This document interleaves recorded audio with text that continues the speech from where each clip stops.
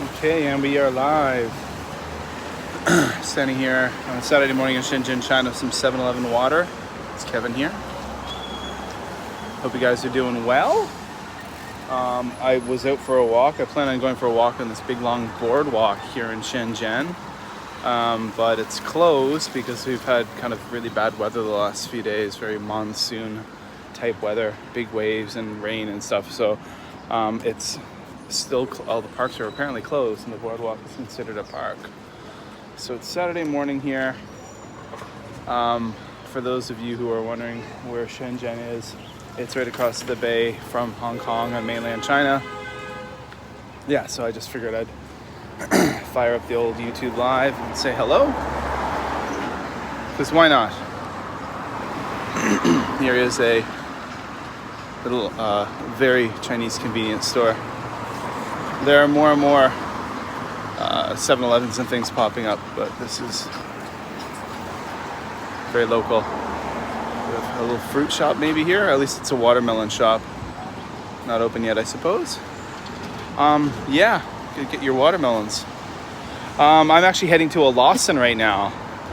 And there's a Lawson around the corner. It's the first Lawson, one of the first Lawsons in the city of Shenzhen, so the Japanese convenience store. And they only have a few Japanese products, but they do have karepan. They do have a Japanese curry bread that's pretty authentic and pretty tasty. So I'm going to go grab a few of those, one for me and one for my son. And I think that'll be pretty cool. So here we are. It's been raining here for, I'd say, 4 or 5 days. And on Thursday and Friday, schools were all canceled across the city because of the weather. The weather itself yesterday wasn't too bad. It was rainy. But on Thursday, wow, it was very rightfully closed. This is interesting over here. You see that tall building right there? That is an abandoned, I don't even know, I wouldn't say an abandoned hotel because it was never completed. The construction was never completed. It's a pretty ominous building. They light it up at night, but it's essentially just a big concrete shell. It looks a lot more interesting from the other side. But that is a hotel that was never finished. Kind of the story of life in China with construction and so many projects that are started and never finished. So much real estate speculation. Here's an interesting thing. Most apartments here in this city and other cities have metal bars across all of the windows, which is very interesting. And I don't know if that's a safety issue, as in like people are afraid of thieves, crime, even though crime is very low here. My wife and I always comment that would be such a fire trap because that's your balcony. And what if there is a fire, and how do firefighters get to you on their ladder trucks and stuff if there is something happening? So, subway station over here. Again, I'm just out for a walk today. Well, police box, like a Koban or information desk. No one inside. Yeah, so there's a maternity hospital here, and Lawson is up this way, so that's where I'm going. Kind of unplanned. I came out to walk. This guy cleaning the streets.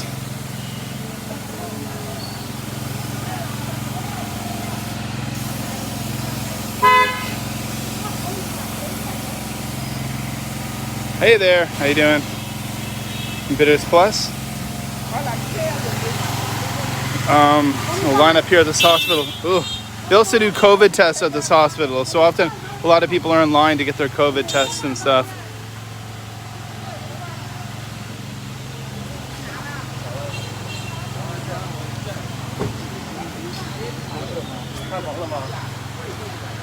Yeah. So I'm doing well, guys. I've been home the last 2 days because we've had no school. Oh wow, you're a 10-year subscriber. Love my channel. Thank you. Sorry I'm not as consistent as I once was. And of course, if you've been following me for 10 years back in the day, I was very consistent in Japan making videos. Not so much anymore. Okay, so here we go. Here's a very modern apartment building, and this is where the Lawson is in here. There's a nice Porsche. Lots of nice cars here. So this is a very modern building, series of buildings, and there's the golden arches there, McDonald's inside. Again, I'm going to the Japanese convenience store, Lawson. There's one of those in here. So you got like the very modern juxtaposed to here. Very not so. My wife always calls these very local buildings, she says. Yeah, so for those of you who don't know already, and I'll use this as a little moment to do a little bit of advertising, but I do have a new Japan-centric podcast, and all the links are below this live video. It's called the Supernatural Japan Podcast. Episode 7 just came out. It's a weekly podcast at this point. If my life schedule gets a bit busier, it may become like twice every 2 weeks. But at the moment, I'm putting them out weekly, and it's all about the spookier side of Japan, the more unusual side of Japan, and there's a lot of that. And also just like a lot of neat history, some travel stuff. The most recent episode is gonna be a 2-parter. I didn't plan on doing a live video, so I didn't bring my Osmo gimbal with me. So I'm just using my arm here. It's getting tired. So it's my friend Kevin Tarpey he's right now at this moment walking the 88 Temples Pilgrimage in Shikoku, and he's almost at the halfway point. He announced on his Facebook today and Instagram that he just hit Temple 38 of the 88, and he stopped by on the podcast. We did a 2-part interview. So episode 7 is part 1. It's great interview. You listen to it, you're gonna just want to travel to Japan even more. Part 2 comes out next week. It's a bloody cool podcast. I'm very proud of it. If you listen to the Just Japan podcast, the podcast that there's a loud look at that. There's a very loud woman on her phone on her bike. But if you like the Just Japan podcast, I think you'll definitely like this. So go subscribe. It's on all the places where you find the podcast, on Apple and Google and Stitcher and Spotify and all those places. Links are all below. Go check them out. I recommend. Now, the reason why I'm here, there is a Lawson. Oh, gross. And there's the smell of durian. I hate the smell of durian. Durian is a very popular fruit here in southern China. And here's a fruit shop. And the smell of durian is wafting out of this shop. And I'm disgusted by it, as is everyone in my house. Blah. Fushi, some kind of little, shoji place. Calligraphy classes are here. Huh, interesting. A dentist. It's Saturday morning, it's a little after 9, so a lot of stuff isn't open yet. Yeah, I really should do more of these live. What I gotta do is, I've got one of those really cool DJI gimbals called the Osmo. I know it's the same one that, what's his name? The guy from Only in Japan, he uses one as well. And that's how he films a lot of his videos, with an iPhone and that gimbal. And it's just such a cool thing. But again, I didn't plan on filming today. There it is, guys. We were so excited. This opened like about 2 months ago. It's our first Lawson in Shenzhen, so the Japanese convenience store. And like I said, it's got some elements of Japan in there. There's some good food. The karepan is quite tasty, so I'm gonna grab some karepan for my son and I. You can see inside. I'm not going to go and film inside. I haven't been here in about a month, so I'm curious to see if they've added new things. There are some Japanese products, which makes me happy. And yeah, so there we go. Let's see what else we got around here. Another restaurant, some interesting things, not open yet. It's still early in the morning, it's Saturday. Oh, there's a 7-Eleven right there. Look at that, another Japanese convenience store. 7-Eleven's Japanese, folks. You probably don't know that, but I think like it initially opened in America, but it's been a Japanese company for a really long time. And there's a McDonald's. Look at that, all the Western places. McCafe. So we got our 7-Eleven here. And these are usually pretty good. Here's a Korean restaurant. I know that because it just says Korean food. Got here some kimbap. Looks like jjajangmyeon. Some mandu. Fried chicken. Yangnyeom fried chicken. I love Korean food. I lived in Korea from 2002 to 2007. Love Korean food. I met my Japanese wife in Korea, if you guys didn't know that. There you go. I went to Korea and I met my Japanese wife. Not everyone gets to say that. There's a little McCafe. And yeah, it looks like a pharmacy over here. No, a little supermarket actually.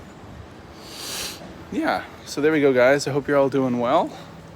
Nice to drop by and say hello for a few minutes. I'll try to do some more of these. I'm stuck here all summer. I can't travel this summer, sadly. I can't travel back to Japan or Canada. We're coming up on our final year in China. We'll be moving on for good after this, and a lot of that has to do with the travel restrictions here. China aren't too big on letting people come in. So even though we have really great jobs and strong and visas, and I work for a big organization, it still would be really hard to get back in. We would probably have to do 3 or 4 weeks of quarantine after summer holiday, and it's just not worth that, especially for kids. I've got, an 11-year-old and a 9-year-old. Kai's almost 12, believe it or not. My son's gonna be 12 years old in 2 months. Oh my God. And my daughter just turned 9. Rena just turned 9. But it's not worth that. Also, the flight tickets are insane at this moment in time in a lot of places. There's very limited flights coming out of China, so the tickets are crazy expensive. I have one coworker who paid more than $10,000 US to fly to the US for her holiday. So I can't imagine. That's just her alone. I can't imagine with myself and my wife and the 2 kids. We figured to fly to Canada for summer holiday it would break us financially. Probably like 30 grand or something. You remember when my kids were infants? I know, right? It's hard to believe.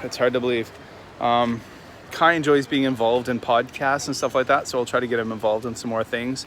He wants to start a gaming channel. He's got a little stop motion Lego YouTube channel, and he's a really cool kid. He's absolutely fascinated with military history right now, World War II history, specifically the war in Europe.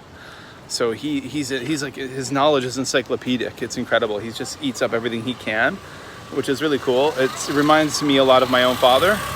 My late father was a historian for the Canadian government. He worked his whole career for Parks Canada and the Canadian Park Service, and his specialty, he was a manager at the end of his career, but before that he was a historian, and he was really passionate about the idea of history and keeping history alive, not just from the stance of being a Canadian and kind of the broader Canadian history, but also he was very community oriented. So he did a lot of volunteerism, was a big thing with my father.